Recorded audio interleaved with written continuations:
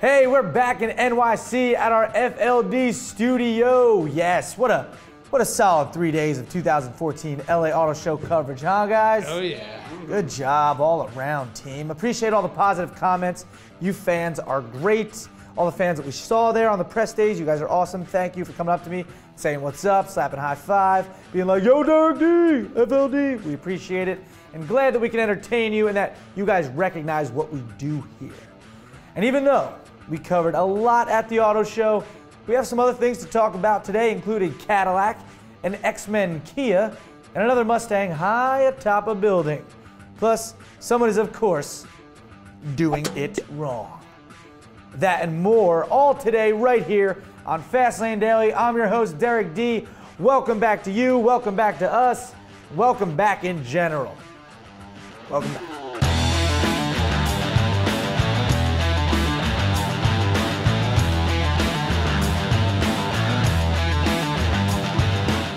Hey Tom, what episode number is this? 1991. Whoa, yes, we are in the 90s. That was my decade, dog. Yeah, man. 9 episodes away from the big 2K. That's right.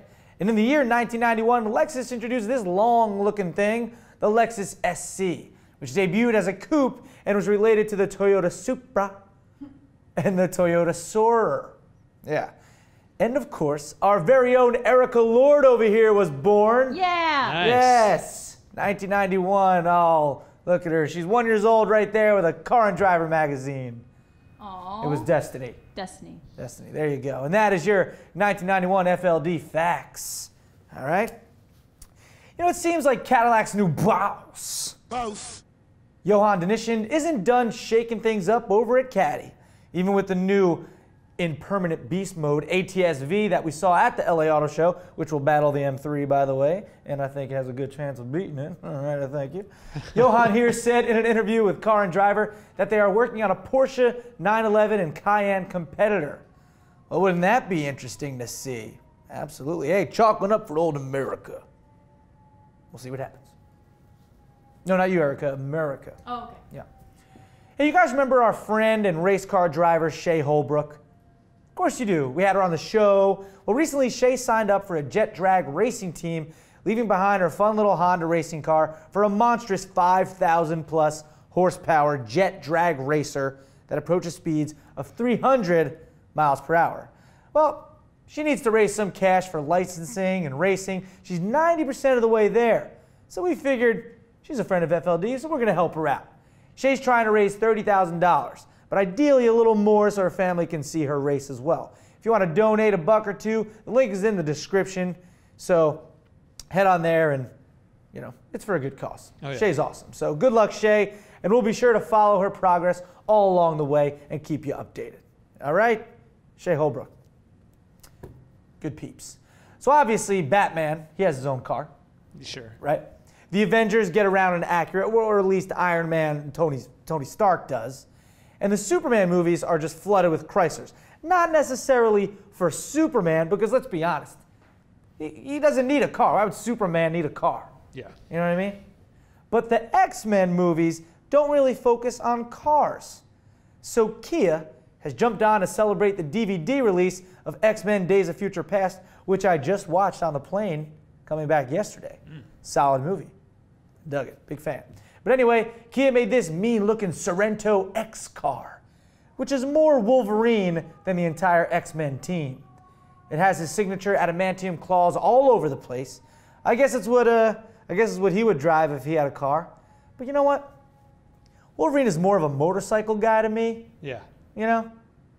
So I think he wouldn't be driving a Kia Sorento SUV. You know, he'd be on a motorcycle. In related news, when Cyclops found out about this, he was like, damn, why does Logan always get everything? At least let me get a Kia Optima or something, you know, Optima, optical, Cyclops, hello. That's what he said. Actual quote? Actual quote from Cyclops. He's just mad no one's showing him no love. Showing him any love. Yeah. You know? Hey, do you guys remember a little while back when the new Ford Mustang convertible was taken to the top of the Empire State Building in pieces, then reassembled it for a special event before the New York Auto Show? Remember that? Of course you do. It was actually the second time they did that, though. First was in 1965. Fast forward to now, Ford wants to celebrate their inauguration in the Middle East and Africa, so they took this yellow 2015 Ford Mustang convertible to the 112th floor of the Burj Khalifa building in Dubai, the tallest building in the world. And you can watch them assemble it in this time-lapse video. Although you notice there's no engine. But not like they were going to drive it around up there anyway, so I guess you don't need to put together the whole thing. But what if you want to start it? Yeah. You know, we'll start it up, but then we got carbon monoxide floating around, then maybe it's more dangerous. But so that's cool. 112 floors up. Moving right along. Time to watch someone doing what, Max? Doing it wrong. That's right, buddy. So we've all heard of a hit and run, right? Oh, yes. Of course. I mean, it's dumb if you do that because you get in trouble. Well, you see here this white wagon with its blinker on wants to make a left turn. And right as it's about to, bam, this Infiniti just basically T-bones it. Don't worry, that red-looking writing or whatever that is on the car before it was trying to turn, it's not blood. I mean, it kind of looks, it's like you see the graphic is on the car before it makes the turn, and then the Infiniti hits it. But what happens next is what really makes this a hit and run. The passenger jumps out and just legs it the hell out of there. He wasn't even the driver. I mean, why is he running? Yeah. Well, obviously, this guy has to go to the bathroom so bad, he just couldn't wait. Hey, we've all been there, you know? He's like, dude, I'm out of here. So, hey, buddy, going to the bathroom before you leave your house, you're doing it wrong. That's the scenario going down here. Actually, I have no clue what's going down here, but I would imagine that dude had something illegal on him maybe, or was wanted, and he's like, man, said to his buddy who was driving, he's like, he didn't even have time to say anything. Like, It was hit and run. Like, hit, run. But how quick he gets out and runs is just so funny to me. Yeah. Like, the door opens and he is out. It kind of runs funny too. So there you go. You want to see that again? We'll throw the link in the description. All right. Our FLD question of the day is very easy. What was your favorite part of FLD's 2014 LA Auto Show coverage? Use hashtag FLDQOTD and let us know. I'd tell you what mine is, but I want to wait. Wait till you guys let us know, and then maybe I'll let you know. You know what I mean? And that. What was your favorite part, Max? When you kissed that girl.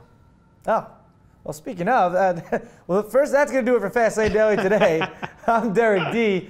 And hey, go back and watch all our LA Auto Show coverage if you haven't yet. And to what Max just said, a lot of you were asking about Sarah Schrieber. She's the hot blonde who I kissed and she slapped me in the face in the Day 1 episode. Well, if you want to know where that stems from, it's from one of our Pit Stop episodes. Link is in the description if you want to go back and watch that, and then you'll understand what's going on there. Yeah. All right, so yeah, that's probably one of my favorite parts too. Yeah, I really thought she took you back. I love Bob Shubin. I wish I was there to see him do it. That was good too. I wish I was there to see him do it. I like working with him. You like working with Shubin? Yeah. He can be difficult. He's always ready to go, man. It was really creepy. He was in the back of that van just getting ready. He seems to calm down a lot when he's drunk. It's awesome. Yeah, it was rare form Shubin on that one. Interesting. All right, guys, we'll see you tomorrow. Bye. By the way, Sarah's at the show. She's working at the Lincoln booth. You want to go up and say hello? Do so. Also, Just maybe don't kiss maybe make a case for Derek. Yeah. Go up and talk me up as much as you can. Yeah. Already had a couple people do that apparently. So a couple fans of the show. Yeah. Talk me up nice. You have way more positive qualities than negative qualities. Right? You know, There are definitely negatives. you weigh the pros and cons. There's always cons. Right. Like I run too fast. Nah, that's not what I would say. Whatever. Got to CLA. CLA? Yeah. Yeah, I got to CLA. Ow,